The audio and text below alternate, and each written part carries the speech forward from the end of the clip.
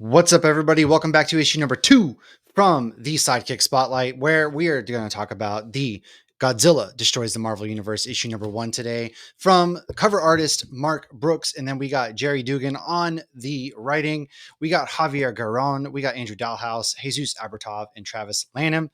Now, this essentially kicks off when Mole Man finds a staff of sorts and awakens not only a Celestial, but also Godzilla, which leads us to getting the Fantastic Four and the Avengers on the scene.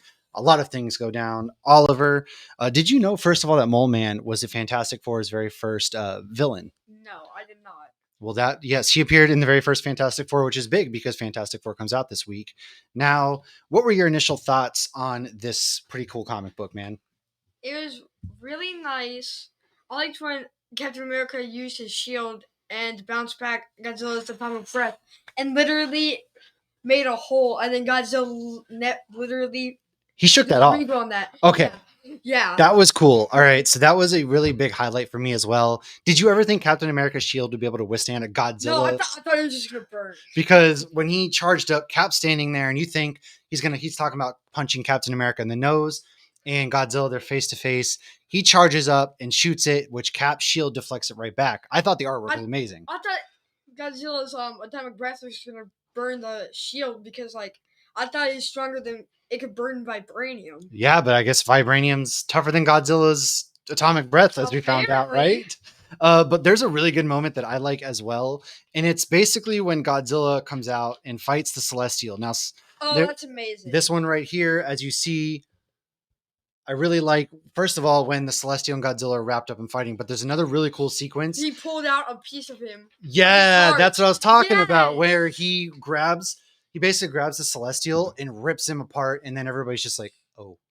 And I thought that was really I thought the Celestial was actually going to punch Godzilla's heart or something. I thought he was going to do some damage to Godzilla. Godzilla just killed him in a minute. There's a lot of really good moments. For example, when Thor gets tail whipped into outer space. That's super funny.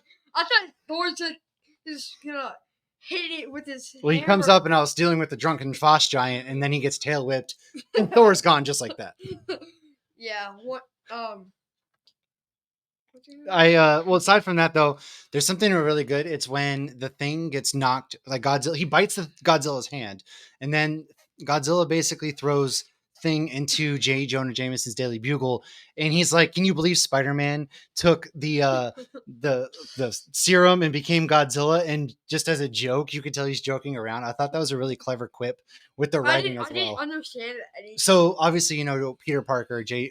Jonah Jameson doesn't like Spider-Man, and so he's always blaming Spider-Man. And so Thing knows that, and so they were playing up. Jerry Dugan was essentially making a joke that, wow, can you believe Spider-Man was messing around and he became Godzilla? And of course, J. Jonah Jameson's like, I knew it. It was a big joke, but this ends on a cliffhanger, though. Spoilers ahead, of course, where the Fantastic Four, they lure him to the Baxter Building. They're going to send Godzilla to the negative zone.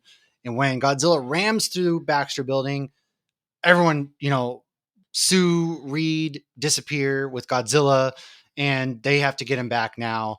And they don't know where he's at. Johnny's freaking out, which leads us to his cliffhanger, which I thought was really cool, was this final page here where all of our heroes now, we got some really cool, Iron Man, we've got Miles Morales, Spider-Gwen, we've got Luke Cage, Deadpool calling on the Thunderbolts even, and then Iron Fist with Daredevil.